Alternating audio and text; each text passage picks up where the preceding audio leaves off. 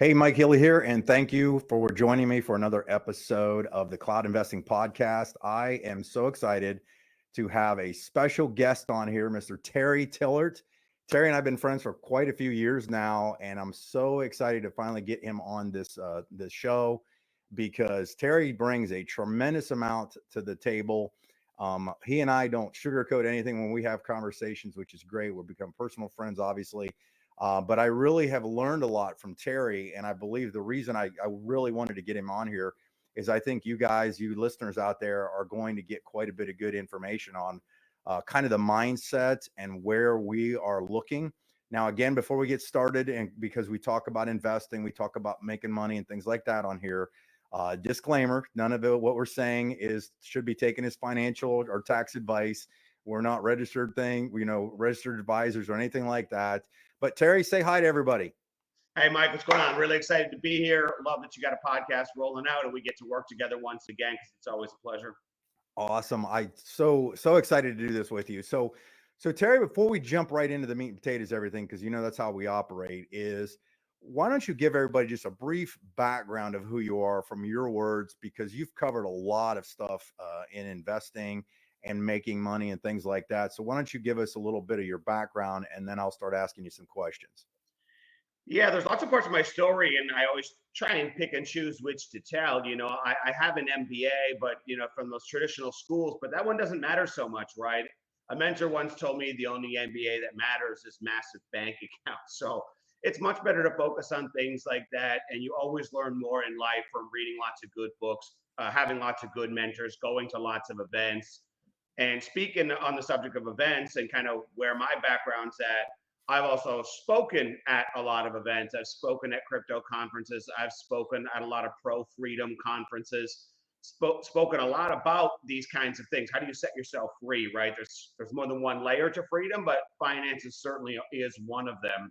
And so I've always got my mind out there looking for how do we win. And I guess just to cut to the chase to give someone some context for this conversation, my thesis over the years has evolved to the point that I believe in looking for mega trends and focusing on those. We focus on mega trends, I think we become huge winners, and you don't even need to bat 1,000. You just have to be right once or twice, and you're all set. So I'll kind of leave that there and see if you want to go more in depth on that or switch or pivot over. Yeah, we're going to ramp this up because I get different listeners on here, different types of people, different backgrounds, anywhere from the person who's just taking a listen to the person who's highly leveraged. We could put it that way, like with the big kind of lots of digits in their portfolio. And I remember, like, so my background, really, there was no business background coming out of school or high school, things like that. I really wasn't taught any of this. It was kind of just like you run with scissors, and if you fall and don't die, you're going to get up and keep running, that kind of thing. That's a joke one of my business partners has. We call it running with scissors when we try new stuff. And I ended up reading some books like Rich Dad Poor Dad, which is kind of eye opening. And then I saw this thing that really dialed me in, was the cash flow quadrant, where Robert Kiyosaki, who most everybody knows about or has heard of Robert Kiyosaki, he broke down a little more to the next level after Rich Dad Poor Dad was kind of the mindset. Went into the cash flow quadrant of the ES, B, and I. On the left side was the ENS, which stands for employed and self-employed, and then on the right side was the B and I, the business owner. And the ultimate goal was always to get to that lower bottom right, portion of the model right there, the quadrant. Because as an investor, what happens is I hear people talk jokingly about making money with making babies, their money making babies, baby money, right? Like you want them to begin to multiply. And that's where I've had to really start to take a next level look at, because we're not typically taught this in any definitely not through high school or most schooling, and even in most colleges a lot of people have never been taught this kind of stuff. What kind of got you started? And just, let's start from here, and then we're going to just jump into the other stuff. But where did you kind of start with? Like, what was it? Were you scared when you first got going? Were you, what was the mindset, that kind of thing? Yeah, a few things. I think, like most people, I mean, I didn't grow up with any silver spoon. That's for damn sure. In fact, I still remember when I was young, my dad still had pay stubs that were technically classified in the poverty levels, right? And so I saw that struggle, but what I also saw him do is really focus his mind on becoming an entrepreneur and setting himself free. And so he was really a great role model in so many ways. And while he and I have chosen wildly different paths to get to the same goal, I watch him move from that E quadrant to the S quadrant and start to step in to some of that B and I quadrant that we like. And I love that you brought up Kiyosaki. You know, of all the conversations, you and I have had hundreds of conversations. I don't think we've ever talked about that book, and that book had a planet-altering effect on my life Yeah. because it was like someone understood me who was talking to me and gave me a framework around it. And I remember showing my dad the cash flow quadrant book, and he started reading, and he was like, "Wow, this is." He was already kind of doing it, but it's still so empowering to have a mental framework around that. And so then you start your venture out, right? You start in the E quadrant, then you start dabbling in the S quadrant, then you say, I need to get some more leverage, right? One way or another. So then you start thinking a little bit more like a B quadrant owner. And I was always thinking like an I quadrant owner, but there were many years where there wasn't enough money to do that I side of the quadrant, right? But I think the thing I always want to tell listeners, even if you struggled, like the struggle is part of the deal. I've never met anyone who went from A to Z, from good to great, and skipped all the in between. Like I've had many struggles, but I also haven't had an alarm clock for a couple of decades, and I'm still quite young relative to, depending on who's listening, right? That's all contextual, but sticking with that process has made all the difference in the world, and I'm always just trying to keep going forward and leveling up. And you brought up one of my favorite things that I say to people about the alarm clock thing is there is no substitute for the ability to get up when you're done sleeping as opposed to when you have to be somewhere. Now I understand going to the airport because you're going on a trip or something, but the to me and my kids have always asked me about that and I've really, and it's hard a lot of times when your kids are around all of their friends and their parents and 99% of them are 9 to 5ers, which is there's nothing wrong with that. That's just where some people just choose to stay. But I just never mentally had that capacity. I just couldn't figure out why. It was just something deep inside me that I always wanted to do something different, something out of the norm. But most importantly, I wanted to have that freedom, that I didn't want to look back because when I actually started to read some of these investment books and Kiyosaki books and things like that, the biggest regret that almost all of these authors had in all these business books was they wish they would have thought bigger sooner and would wish they would have figured out leverage much quicker. And it literally it's just a matter of being in the right, not it's not being in the right place at the right time, but recognizing, as you say, megatrends and opportunities to go really to that next level. So Terry, let's kind of go. So you pick up some skills, you start investing, you start getting into stuff. You did mention that you had a crypto, you've done some crypto stuff. Not, and I mean, I should probably rephrase that. You're at a high level of understanding crypto. I apologize. Okay. I'm used to telling people that when they ask me about crypto, that I have a general understanding. You have a really, really high level of crypto, and it leads us perfectly into what we just realized or have been studying now about the whole data center positioning and potential. But when you got started in crypto, was it just like anything else? You had to learn it and you had to kind of strategize on it and things like that. So tell me, give us a little of that background. Yeah, I think that's just it, right? Like you can only hear so many stories in your life about people who invested in a mega trend, whether that be Amazon, Netflix, Hulu, Airbnb, Apple, I mean, Nvidia, any of those, right? You can only hear some of those stories where someone put a small amount in and it turned into a life altering amount, where you start to say, wow, I'm doing the wrong thing. Like I grew up around seeing mutual fund guys, and I still remember mutual fund guys coming to the house, and my dad would like invite me to sit in on the meeting to see, if I could learn, give him some feedback. He knew that I was at least a student on the path, right? Maybe I had some good insights. I went to a lot of seminars, listened to a lot of them, read a lot of books, and I started saying, man, this is a great game for Wall Street, but it's not for me. And I watched my father owning a lot of real estate doors over the years, and then I go and be forced, almost like child labor, to go in and do some house renovations, grab a paintbrush, do all this stuff. We fix up this place all nice, and then a new tenant would come in, and kick in the door and break the windows and smash the drywall in their first week in a place. And I was like, man, that is not for me. I do not want, there has to be a better way, right? And then you hear about Forex and you hear about all these things. And man, options trading, I took courses on that. Like, you need some really high level skills to win at that game, because you are, again, competing against AI bots and also against like the best in the world. It's a zero sum game. So that's also not the best way to go. Then crypto comes along and you start studying it. And I got friends who bought Bitcoin, you know, at $1, at $3, you know, even people who bought it at $300 still did incredibly well.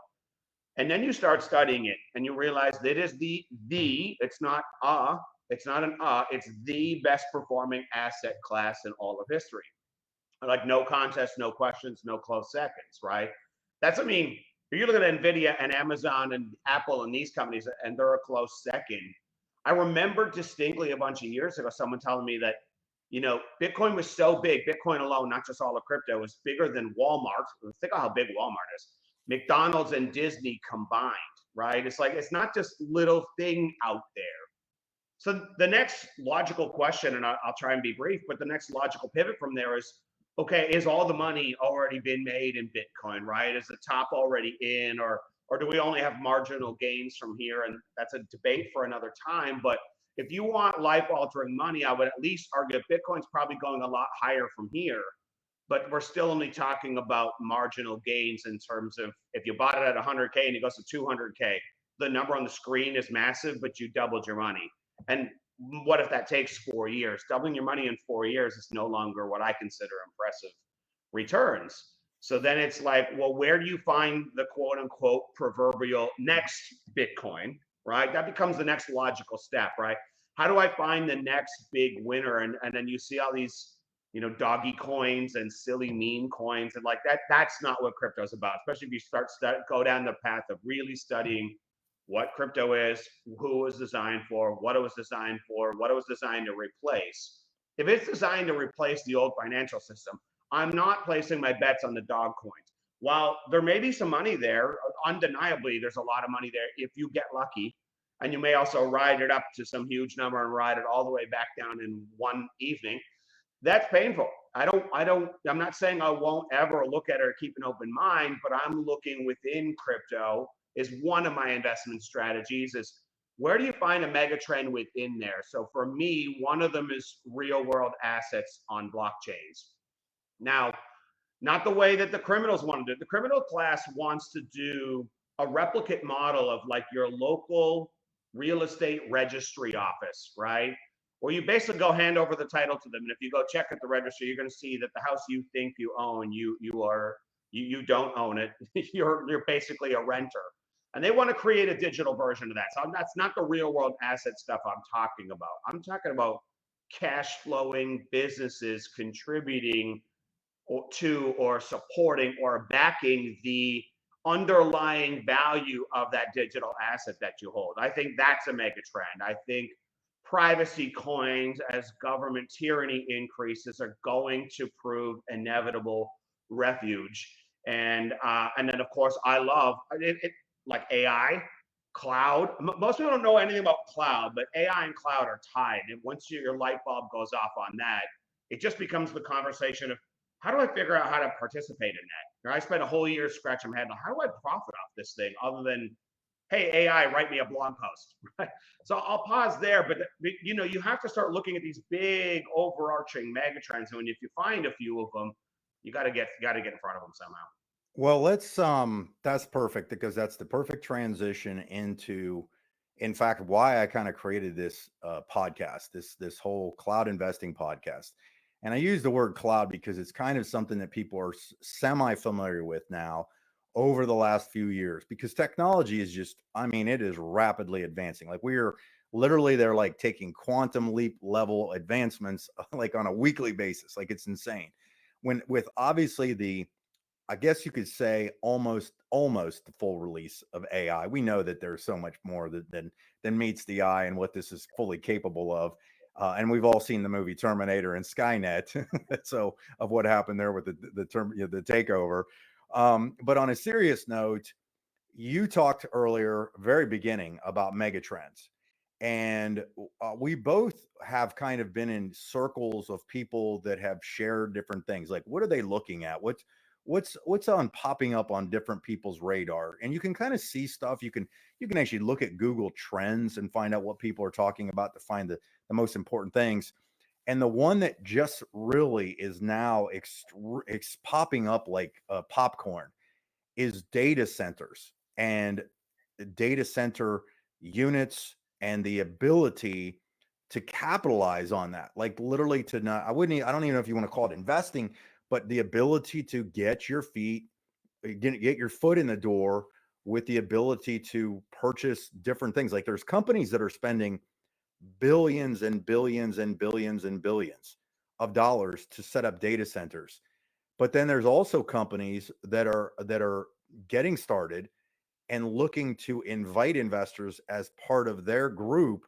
So collectively, they have kind of almost, you could call it almost a decentralized portion of this to get units into people's hands. Like we've literally, you and I have found a way, and we've seen this, and this is why these conversations are so much fun to have. Is where we think this could go.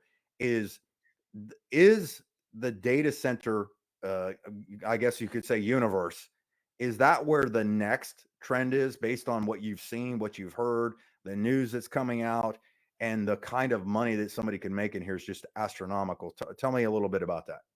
Yeah, I think one thing for people to think about is that society, especially technological changes, move in cycles, right? That you can graph them, you can chart them, they're repeatable, right? And so when people bring up this idea that this crypto thing's just a fad, I say, then why does it have twice the adoption rate of the internet or cell phones, right? Like I still remember when people were talking about those things as being fads, and I would ask you this too, like think of all the companies that really bought into the hardcore infrastructure side of things like the internet and things like cell phones. Like how well did they do, right? The idea that you're going to provide these high level graphic cards like Nvidia did, right? Because they saw where it was going, right? And you saw some early adopters of the internet dropped off, but the winners won huge. And you saw the same thing with cell phones. There used to be a lot more cell phone companies, but now the winners are massive, and they just keep investing in their infrastructure. And then I look at cloud, AI, crypto, these kinds of things. They've got these incredible, really steep adoption curves. That's where you want to be, right? And we are still in the fairly early. We are like, it's not, it's past the proven concept. We're right about here, that inflection point, right? If the average technology takes about 17 years to become mainstream consciousness, then we're about there with all of this stuff, the data, the AI. Like AI, let me try and simplify it for people. It's not a mystery.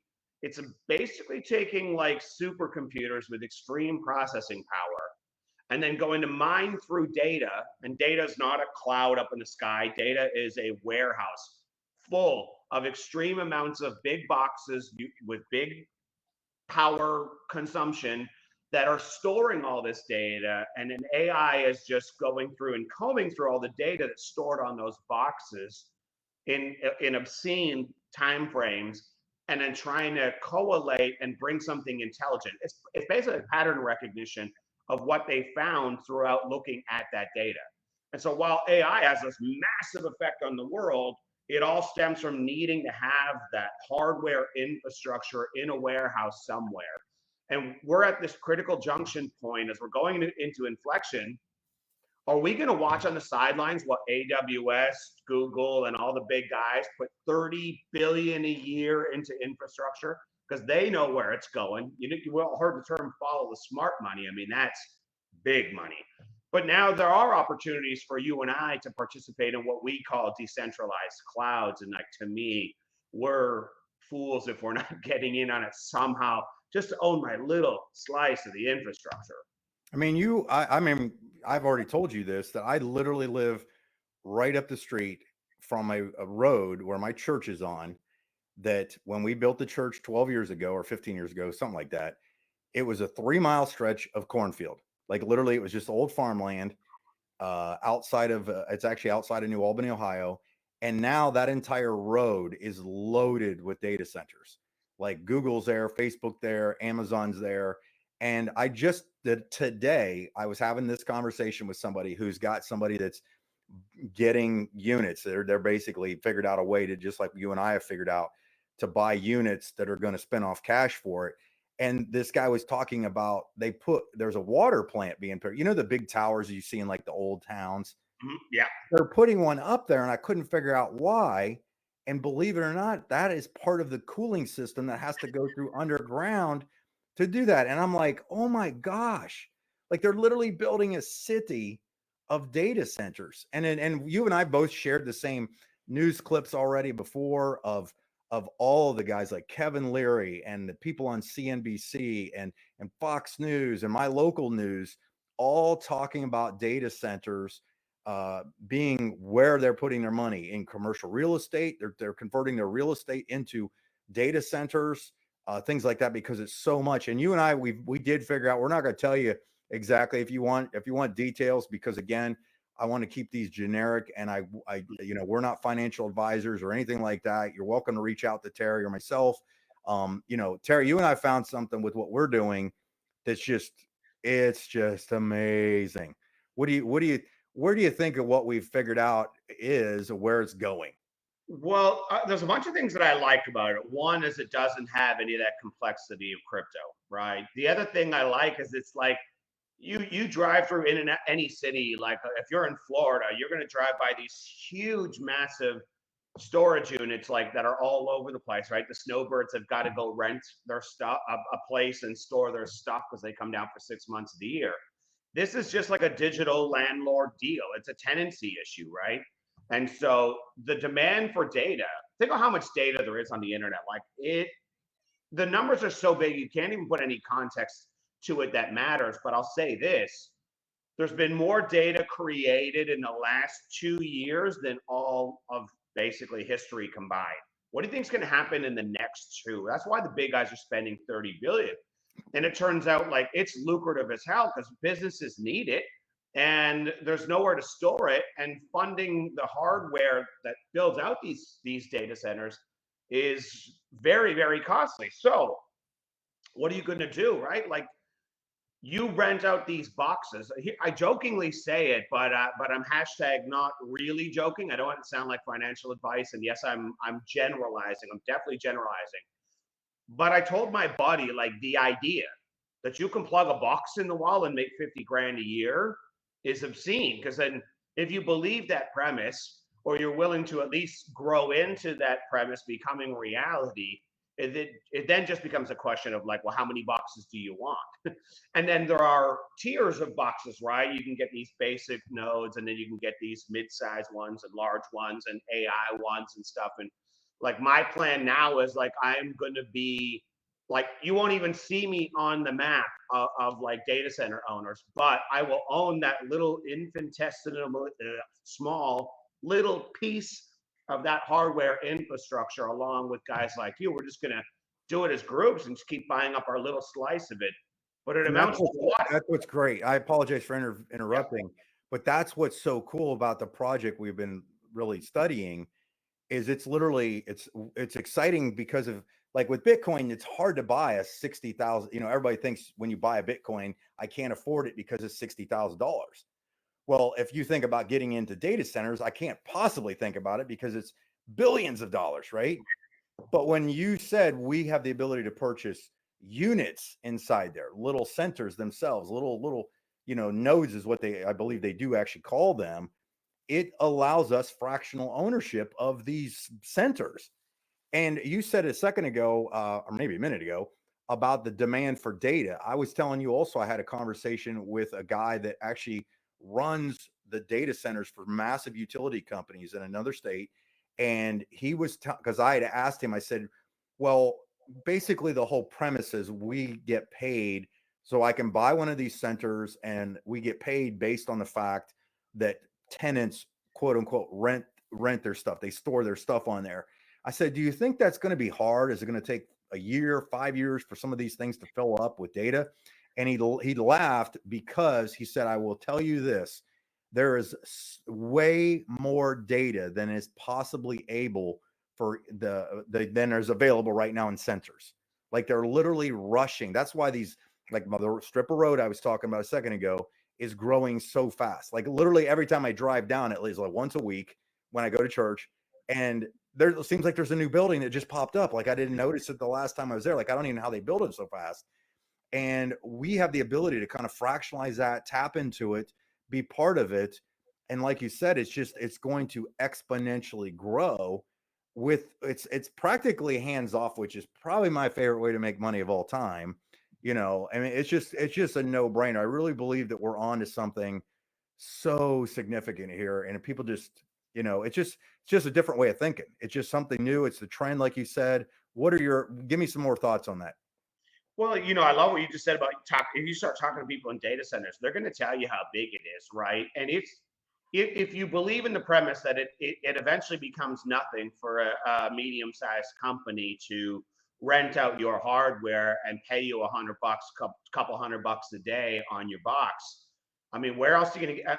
If you want to be a traditional investor and look at the ROI metrics, they are obscene here, and it's all in cash flow with almost no overhead, almost no expenses, right? Because like you and I can't build our own data center, so we're not responsible for managing it. We're taking advantage of a managed service agreement, giving them just a teeny tiny slice, because if lots of us do it, it pays for the engineers to kind of, do what engineers do and do all the hardware and all the software, and then it becomes as close to passive as you can get. And it depends. You don't have to like the same ones that we like, guys. I'm just saying, don't turn your eye away from data and AI. There's a chance for you to own a slice of it, one way or another, whichever way feels good to you. But I mean, that idea is going to kick off that kind of cash flow, have obscene ROIs, and be super passive. And that puts you squarely in the I category that we talked about earlier, because that's still just as close as passive as you can get. And I'll add one last thing that I really love about it. You all know some local, let's use architects and engineers as a great example, that they have a pretty real amount of storage needs. I don't know what it is. Let's just say it's $1,000 a month. You could easily approach them and say, yo, would you prefer to pay 800 and keep some extra money in your pocket? And the guy would say, yeah, for sure. Hey, cool. I own my little slice of data centers, and it's in a SOC 1 facility, so it's safe can be. It's just as safe as with AWS. But why give them the money? They're stealing your data, selling your data on you, doing some nefarious things, and charging you too much money. Why don't you come on over and be on my box?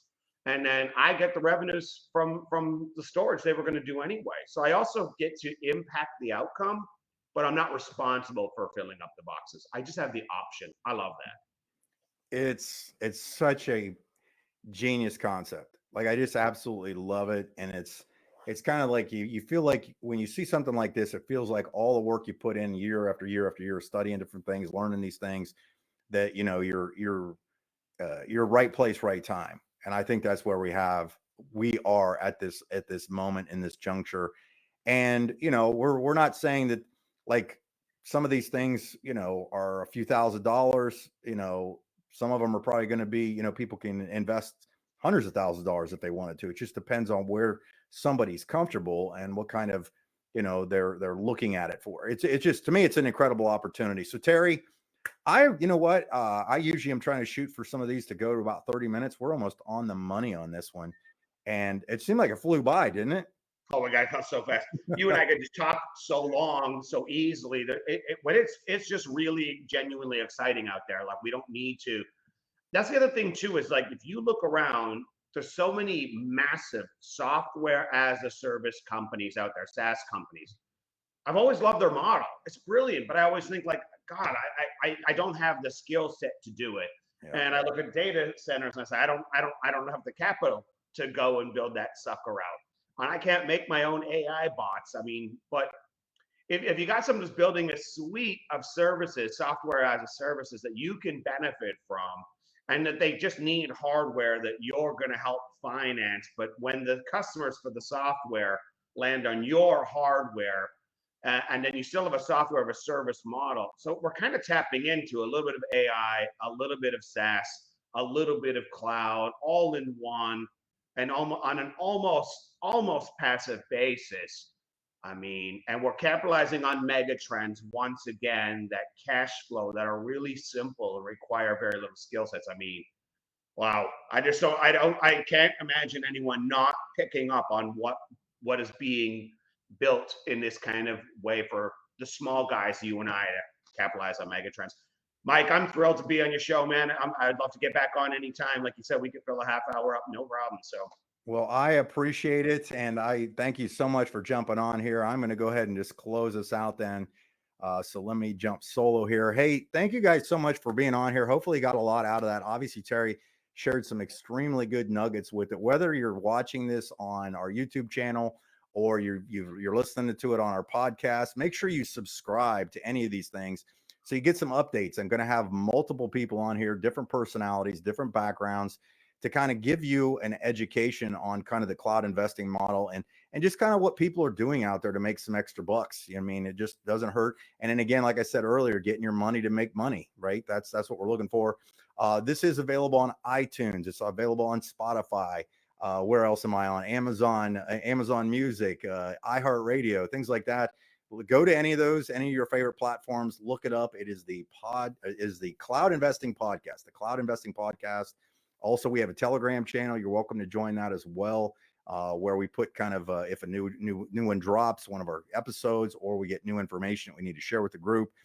You're welcome to jump on that as well. So again, thanks everybody for being on here. Really appreciate it. And we'll see you on the next episode.